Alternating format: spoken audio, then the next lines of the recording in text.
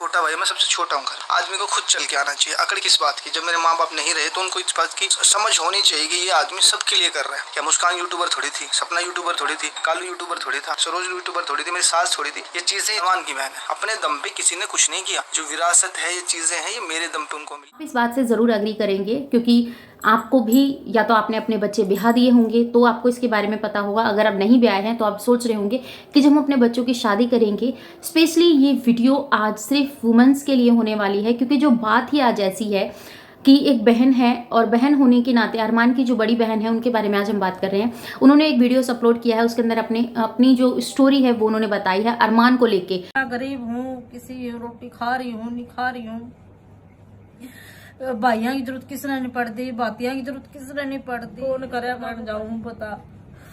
फिर भी बोला ना तू देखा पक्का करे करनी करना था ना ब्याह, तू देखा नुका ना। ये फोन नहीं किया मेरे पास, हमारे पास फोटो नहीं भेजी। फोटो मैंने पहली फोटो उसी के पास भेजी थी। लड़का ये है, बता कैसा है। बोला ठीक है, सुंदर है लड़का, कर दे। ठीक है भाई, कर दे। कुछ लोग बोल रहे हैं कि भाई आप मुस्कान की शादी में नहीं गए थे, ये वो XYZ। देखो क्या है ना कि मेरी रजामंदी के बिना कोई शादी नहीं हुई, ना मुझसे पूछा गया। उसके बाद सपना सुनीता खुद जाके सगाई वगाई करके आ गई। सगाई खुद अकेले जाके करके आ सकते तो शादी भी खुद अकेले करो। और शादी के टाइम उस टाइम पे कोई साथ भी नहीं था, कोई भी।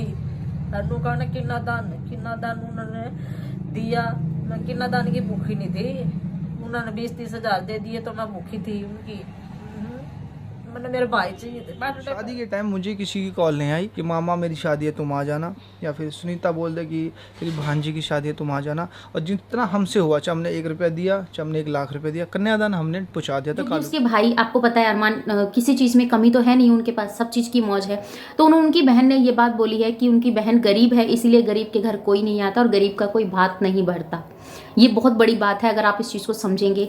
मामा के होते सोते उनकी बहन, उनकी बेटी, मामा के होते हुए उनकी भांजी पट्टे पे से उतर गई, क्योंकि इनके में चूड़ा पहनाई की रस्म होती हैं, ये सब चीज़ें होती हैं, चुन्नी उड़ाई जाती है, सबके में होता है।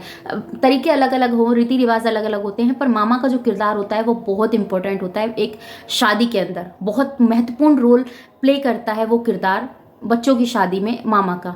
तो ये बात तो आप जानते हैं बहुत अच्छी तरीके से। तो उन्होंने कहा जब मैं लड़का देखने के लिए गई थी तब भी मैंने फर्स्ट फोटो अरमान को खींचकर ही भेजी थी। उनको ये बताया था कि ऐसे ऐसे बात है, लड़का है, मुझे पसंद है और बताओ कर दूं क्या। तो उन्होंने कहा ठीक है कर दो, लड़का सुंदर है, देखने में अच्छा है और घर बार तुमने देख ही लिया है तो तुम कर दो, ठीक है। फिर उन्होंने कहा कि इस टाइम, कुछ टाइम बाद इन्होंने बताया कि मैं इतने टाइम में लड़की की शादी कर दूंगी, तो बताओ कैसे कैसे करना है। तो उसके बाद मैंने सरोज के पास फोन किया।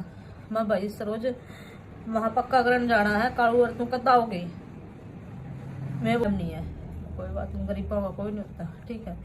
दूसरी बात है, जब पक्का हो गया मैंने बोली मैं भाई 15 दिन का ब्याह सगाई कर आई। मैं 15 दिन के अंदर चुन्नी उड़ा के भेजूंगी। मेरा ब्योत नहीं है जो मैं घड़े जड़ा ने बुलाऊँ।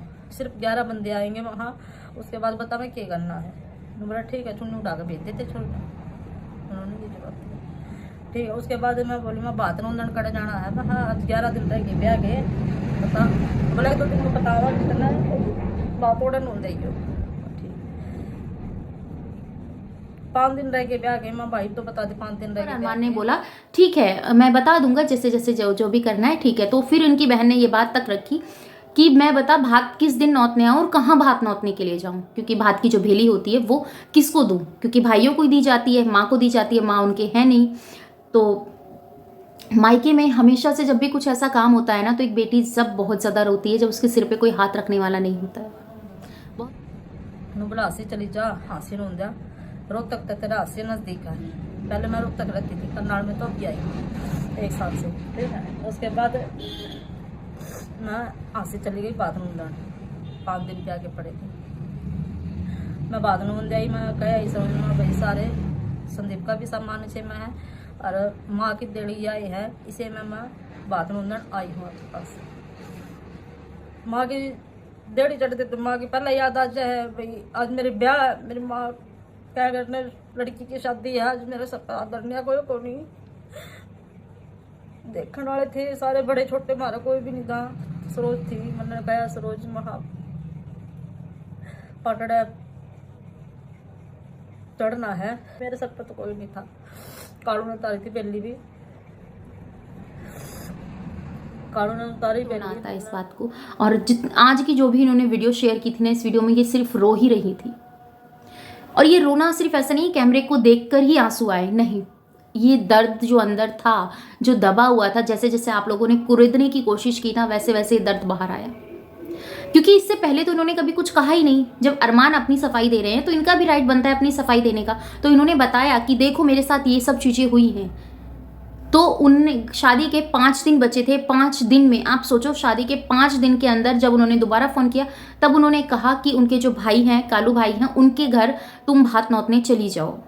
ठीक है, क्लियर हो गया। जब वो वहाँ पहुँची, वहाँ पे जो गीत गात होते हैं, जो भी चीज़ें होती हैं, वो सब उन्होंने वहाँ पे अपना करवा दिया। करने के बाद घर आए तो जिस दिन पार्टे पे बेटी मैंने फ़ोन करा, मैं भाई कितने बजे तक आ लोगे, तम बरात आने वाली है, बात तो जरूर पड़ा, यह बात पाटड़ पे था, छोड़ने तारना था। जो बनने बैठा करे, बनने बैठी मुस्कान, वह मुस्कान बैठी 10 बजे पाटड़ पे बनने बैठी। वो उसने तैयार भी होना था क्योंकि बारात आने वाली थी। तो देखे गए अम्मा बेटी बाट रोए गए, दोनों जनी, वह भी रोए मैं भी रो, मम्मी मामा को नहीं आए, तो मम्मी मामा को नहीं आए, मन्ना को नहीं आए। पे भात की जो रस्म होती है उस टाइम तक वो बाट देखती रही, वो फ़ोन करती रही। ना उनका फ़ोन रिसीव किया गया, ना उनको उठाया गया फ़ोन को, ना ही कुछ ऐसा हुआ। तो उन्होंने अपनी फ्रेंड के भाई को बुलाकर वो रस्म पूरी करवाई। बताइए, जिनके मामा हैं वो वहाँ पर होते सोते अपनी भांजियों के लिए नहीं पहुँच पा रहे हैं, तो फिर क्या करेंगे आगे। उनका आया कालू का फ़ोन 11 बजे में तो रहा, भैया हम निकले यहाँ, ठीक है भाई आ जाओ। 1-1.5 घंटे में मेरे पास पहुंच गए थे। बारात आली थी तो मुस्कान की शादी जयमाला होने लगी थी। जिस तरह जयमाला होने लगी थी उस तरह बाती आ गई। फिर मैंने जयमाला रुकवा दी ना, मेरे बाती आ गए। एक बार मेरी बाती, ये सब चीज़ें पता है तब निकल के आती हैं जब आपकी फैमिली में से एक तो आप व्लॉगिंग करते हो, दूसरा बंदा भी अगर व्लॉगिंग कर रहा है तभी वो आपके बारे में अंदर की बात बताएगा। वरना आप जो व्लॉगिंग कर रहे हो वो सिर्फ आपको पता है कि आप क्या दिखा रहे हो और क्या नहीं दिखा रहे हो। ठीक कह रही हूँ ना। तो उसकी बहन इंतज़ार करती रही, अरमान नहीं पहुँचे। कालू जो उनके भाई हैं, सरोज उनकी भाभी हैं, वो तक नहीं पहुँची तब तक। एंड में जिस दिन बारात आती है, बारात आने के बाद जैसे ही बारात आ चुकी होती है उस टाइम पर इनके जो भाई हैं और भाभी हैं, कालू भैया और इनकी जो वाइफ हैं सरोज, ये वहाँ पर पहुँचती हैं। तो इन्होंने बारात को रोक दिया और ये बोल दिया कि अभी मेरे भाते ही आ गए हैं, तो अभी थोड़े दिन वरमाला इन्होंने रोक दी थोड़ी देर के लिए। तो फिर इनके जो रस्म थी वो सब चीज़ें हो गई और पूरी शादी तक वो नहीं रुके। अंदर जयमाला रोडे रोक दी उन्होंने, ठीक है। तो फिर वीडियो कॉलिंग आई थी संदीप की, भाई बारात आली के। कालू ने फोन उठाया, बोला देख बारात आली। उसने फोटो वीडियो कॉलिंग कर उसने दिखाया, ठीक है। और जब चूड़ा पहन लगी, जब मेरी छोरी खूब रोई, भाई मम्मी आज मामा रोंदे तो आए मामा रोंदे तो चूड़ा पहनने मैंने मेरी सहेली के भाई ने सारी रस्में मेरी सहेली के भाई ने करी थी। जो आप बोल रहे हो ना इतना गंदा गंदा कि क्योंकि मैं गरीब थी, क्यों मैं किसी ने दिखाऊं। वो कह रहे ना गरीब का कोई नहीं होता, पैसे वाला का हर कोई हो जाए खड़ा। तो मेरी सहेली का भाई आया, उसने चूड़ा पर आया, मुस्कान का बट पटड़े बताई, मुस्कान उसने उतारी। तीसरी रस्म वो है फिर अब मामे के लिए जाने की, ठीक है। वह रस्म भी इन्होंने तक से नहीं पूरी करी, ना कालू ने करी ना संदीप ने करी। मेरी बेटी बिल्कुल आंधी रोंदी हुई अपने ससुराल चली गई। फेरों पे जो रस्म होती है वो भी उन्होंने नहीं की। तो आप बताइए कौन सा फर्ज ऐसे निभाए जाते हैं रिश्ते। ये तो देखने को मिलता है कि मेरे मामा और मेरे ब्याह माँ आएंगे, क्योंकि वो जब भी लेन दिन मामा का नाम लिया करती, मामा का जाऊँ मैं। अजय मैंने रोकी नहीं, वरना मामा तो फिर भी मामा ही होगा। मामा ने क्या करा, मामा उनके ब्याह मान चौका भी कौन रहा भाई। एक बार चल बेटी के साथ पाते इधर चल, ब्याह में नहीं आया, मानू नहीं भी काम हो गया होगा, कोई नहीं आया। लड़का होया जब कौन सा काम था। जब भी मैंने वीडियो कॉलिंग करके बताई, महा संदीप सपन मुस्कान का लड़का होया बधाई हो। मैंने फोटो से टाइम भेजी होंगे, फोन ओड़ा ही मिलाया, मैंने पहला फोन वही मिलाया। संदीप मुस्कान का लड़का होया, मेरी गलती नू बता दो, आड़ मेरी गलती है। ये मेरे भाई मैंने पसंद को नहीं, या मेरा भाई मन दूर करा है किसी चीज से भी, एक बार तो बता दो नहीं भाई। हाँ मन मेरी आड़ गलती है, मान लूंगी सारे ताने तुमने सारे सब के बर्दाश्त कर लूंगी मैं, सिर्फ एक बार तो बता दो मैंने आड़ गलती मैंने कहा कर दी गलती। यूट्यूब पे जो आप यूट्यूबर से जो रिश्ते बनाते हैं उनको आप इसीलिए निभाते हैं कि आपकी इमेज खराब ना हो जाए। जो आपके खुद के रिश्ते होते हैं उनको आप ऐसे तोड़ देते हैं कि आपको कोई मतलब ही नहीं है उनसे।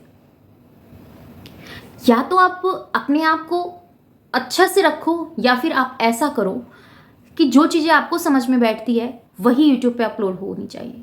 यही आपकी सोच है, क्योंकि अगर आपको जो पसंद आ रहा है, अगर वो लोगों ने यूट्यूब पे अपलोड किया है तो सब चीज़ें ठीक है। अगर उन्होंने आपके अगेंस्ट वीडियो अपलोड कर दी है तो वो सब ऐसे है। तो जब मैंने इनकी बहन की बात सुनी तो मुझे ऐसा लगता है कि मुझे इस बात को रखना चाहिए और मैंने रखा। आप में से कितनी भी बहनें होंगी वो इस बात से ज़रूर अग्री करेंगी कि हाँ, एक बहन का दर्द, एक माँ का दर्द, एक बेटी का दर्द, सेम वही चीज़ें वो फील कर सकता है जो इस पेन से निकला हो। और ये पेन बहुत आसान नहीं होता। यहाँ पर घर की लोगों की, रिश्तेदारों की बात, ताने और बेटी की जिसकी शादी, उन सब के बीच में जो आसपास का जो माहौल होता है ना, वो सिर्फ पिंच मारने का काम करता है, क्योंकि उनको मौका मिला होता है और मौका ऐसे ही लोग देते हैं। जो अरमान ने ये चीज़ें की, अब तक तो हमें नहीं पता था। मैं भी अब तक यही सोचती थी कि नहीं, अरमान सारे रिश्ते बहुत अच्छे से निभाते हैं, क्योंकि उनकी वाइफ पायल ये चीज़ें क्लियर हमेशा से ये बात बोलती हैं कि मेरे जो हस्बैंड हैं ये सारे रिश्ते बहुत अच्छी तरीके से निभाते हैं, रिश्तों की बहुत अहमियत करते हैं और रिश्तों को बहुत वैल्यू देते हैं। ये इनका कहना होता था। अगर यही सब होता था और इतना होने पर भी, मैं आपको बताऊं, इतना होने पर भी आप देखो उनकी बहन उनकी गोद भराई में आई हैं, पहुंची हैं। जब अगर उनको नहीं आना था तो वो गोद भराई के फंक्शन में क्यों आती? ये एक लॉजिक है, छोटा सा समझने की कोशिश करो। अगर उनको नहीं आना होता तो वो उनकी गोद भराई के फंक्शन में भी नहीं आती।